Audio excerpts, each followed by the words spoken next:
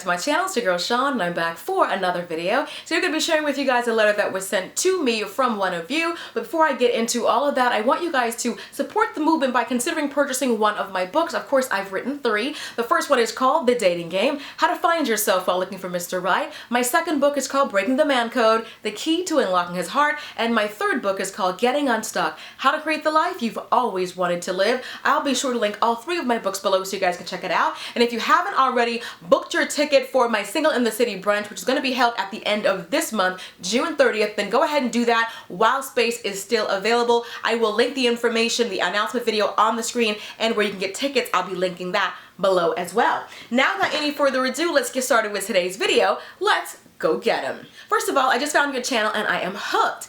You tell it like it is and I appreciate that. I was hoping you could shine some light on my current situation. So long story short, the story is very long, FYI. I'm gonna read as much of it as possible, but she went for the record of the longest letter I've ever received in all the years that I've been doing this. I'll read as much as I can and then I'm gonna have to summarize it, okay? So long story long. I've been with my ex for 8 years on and off. We have 2 children, twins, 8 years old. Together he has a son by someone else who I basically raised his whole life, 6 years old. We weren't together when that child was conceived. We were split for a while. Anyway, we've always had our issues, our ups and downs. He's cheated, likes to party, drinks, stays out X amount of hours with his friends, etc. I put up with it over the years. We would break up and get back together. Anyway, so these last 2 years have been pretty good for us.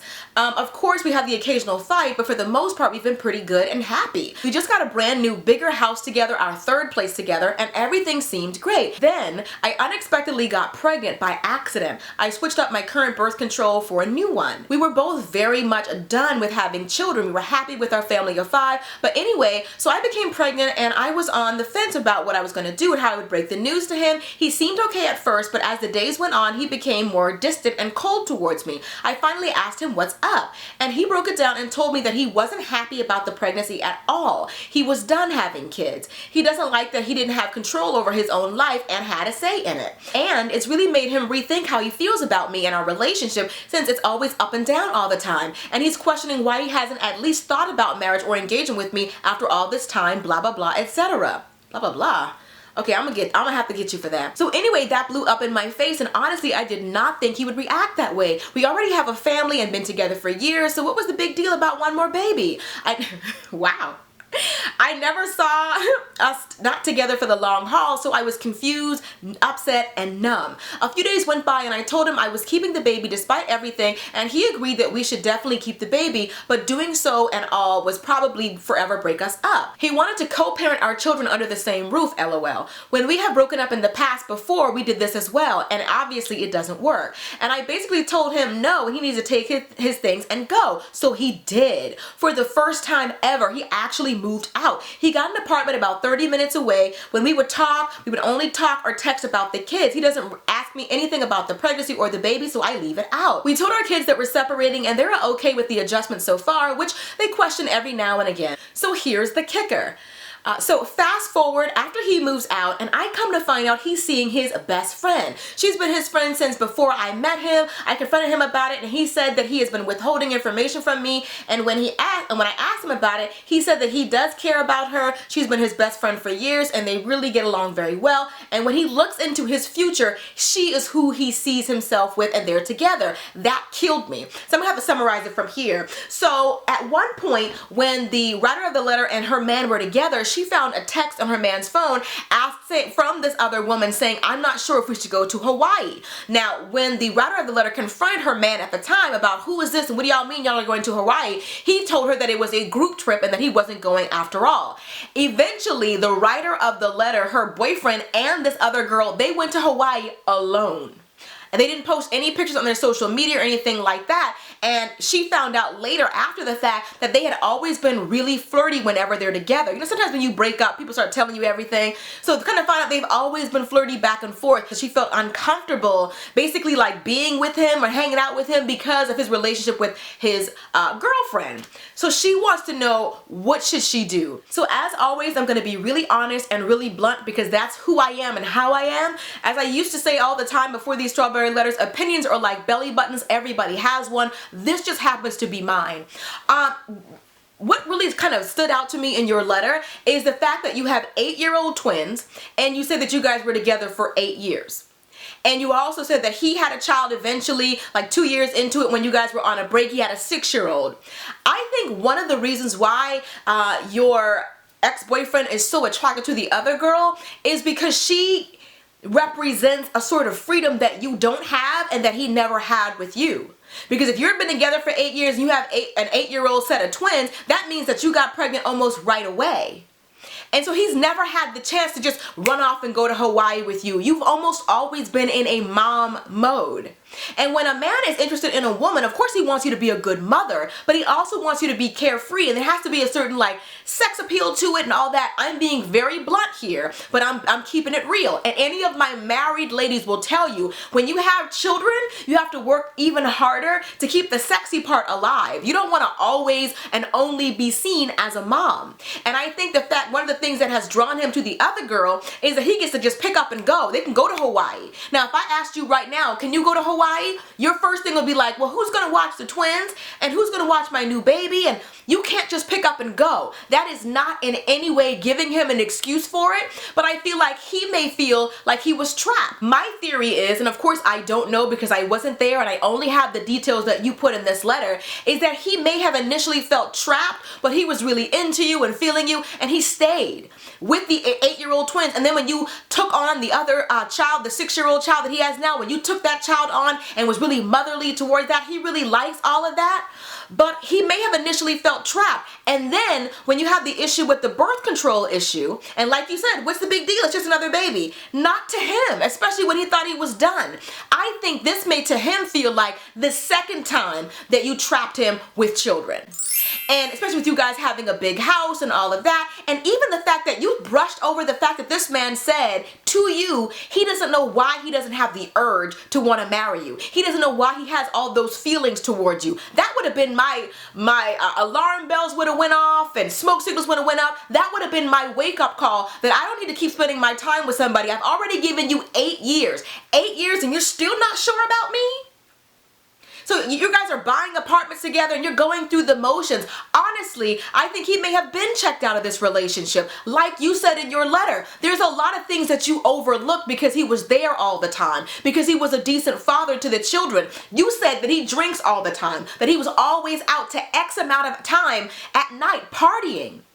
I don't know if this man has been acting single all this time and this was the last straw. I don't think this was the first straw. I think it was the last one. That's one of the things about the whole male and female dynamic that really irritates me, because here you are, you've established this life with this man, so you're about to have 3 of his children, then you've also been raising the other 6-year-old, you've been doing all of this, and he could just decide at any minute that he'll pay child support and he can go run off. He can go be single all over again, be carefree. He can run off to Hawaii with his girlfriend on a whim because you've got the kids, you've got that settled. You know, some men like the idea of somebody raising their children and all that, but they still want to be free. And I think that's him. He loves who you are as a mom because that's all you've ever really shown him, almost from the very beginning of the relationship. And I think he sees you as a mother, but possibly nothing else. And I'm not saying any of this to hurt you or to be mean or cruel. I'm just being really honest. I feel like he could possibly think that you trapped him with this baby. Like you said, I don't know if you also gave him this carefree attitude that you said in the letter, like, hey, what's one baby? What's the big deal? It's just another baby. If you made him feel like that, I can see why he would think that possibly you're trapping him. And I'm not letting him off the hook at all. If he was that adamant that he didn't want to have any more children, he could have gotten a vasectomy. Or you could have got your tubes tied if you both were that certain that you didn't want to have any more children. But I honestly feel like he's using the baby partially as a scapegoat, as his way to get out of the relationship. And like I said, I'm not trying to be cruel or mean or insensitive. I'm just being really honest. I'm not sure that he really loves that other girl. I think he loves what she represents, the freedom. He doesn't see her as a mother because she doesn't have any children. So she gets to be wild and crazy and party with him and all that. I'm not sure he loves his best friend and wants to be with her as much as he loves what she represents. I'm not blaming you in any way either. And if he knew that he wasn't happy, he could have ended the relationship a long time ago. I don't know this for sure, but this is my theory based on what you wrote. Like you said, you came across the text messages where it sounded like he was asking her about going with him away to Hawaii. He made it sound like it was a group trip, but it was really just the two of them. And you said she texted him back something like, I don't feel comfortable doing this. I don't know if that's been her approach the whole time. You said in the letter you heard after the fact that the two of them have always been flirty. Maybe it really was just flirting. And maybe the other woman was actually the one who was being moral about it and saying, I'm not gonna pursue anything with you unless you're single. And when you kicked him out, that was his perfect opportunity. He was finally single. He didn't get to be the bad guy. He didn't leave you. You said you kicked him out. So he gets to run around scot-free acting like the victim. Now she dissed me. She made me move out. It's not my fault when I moved out. I ended up with her. I think he wanted to leave and he needed an excuse, and the baby and you kicking him out was the perfect excuse. Now he could do what he always wanted to do, which is to pursue a relationship with that other girl. I don't think that he was ever going to give you the relationship that you really wanted. Just because he was an amazing father and amazing provider for you and the children, that may mean that he loves you, but that may not mean that he was in love with you. Like you said, he was confused about why he didn't want to take your relationship to the next step. Him telling me that would explain everything to me. So 8 years and you're still not sure about me. Because I think the other person might have been on his mind. He may have always fantasized about what life would be like with her, but he felt like he was stuck trying to be a good father here with you and these kids. And the baby also made him feel even more trapped and even more stuck. And that's not your fault because you both are grown. And if he was that adamant that he didn't want to have children, he could have done something about it. But I think this all was the perfect storm and it gave him the perfect excuse. And you have the baby and now you kicked him out. So if he's a kicked out single man, then what can he do besides find a new girl? And that's what he did, knowing that that's what he always wanted to do in his heart. Now you said that he was always partying and out late and being out to all times of the night and drinking and all that. I don't know what it is that you wanted from him besides a provider. You didn't say anything about romance or dating or making you feel loved or special. All you said was you got a bigger new house and he's a good father and all of that. I don't know if he's always been treating you this way and you turned a blind eye to it because he was giving you everything else that you wanted. There's nothing wrong with wanting love, not just being provided for. Wanting love and affection, wanting to know that you're number one and you're the top priority in your man's life, there's nothing wrong with that, and that's not asking for too much. My question to you is, did you ever ask for that? And if you did you ever get it? Alright, that's pretty much it. Hope you guys have enjoyed this video. Be sure to thumbs up if you did. And if you want to hear more of my thoughts on life and love, consider purchasing one of my books. The first one is called The Dating Game, How to Find Yourself While Looking for Mr. Right. My second book is called Breaking the Man Code, The Key to Unlocking His Heart. And my third book is called Getting Unstuck, How to Create the Life You've Always Wanted to Live. All three of my books are available on Amazon, Kindle, and BarnesandNoble.com. Of course, I will link all three of my books below, and also I'll link where you can purchase your tickets to my Single in the City brunch, which is going to be held at the end of this month, June 30th, at an undisclosed location here in Atlanta, Georgia. There's still time to get your tickets before this event completely sells out. And also, if you want to hear more videos like this one, I have an entire playlist of a couple hundred videos like this one. So here is the link to my last strawberry letter, and you definitely want to watch the playlist. Have yourself a little marathon and enjoy, okay? Alright, I love you guys, and I'll see you all in the next video. Till next time, later divas and dudes. Deuces, honey.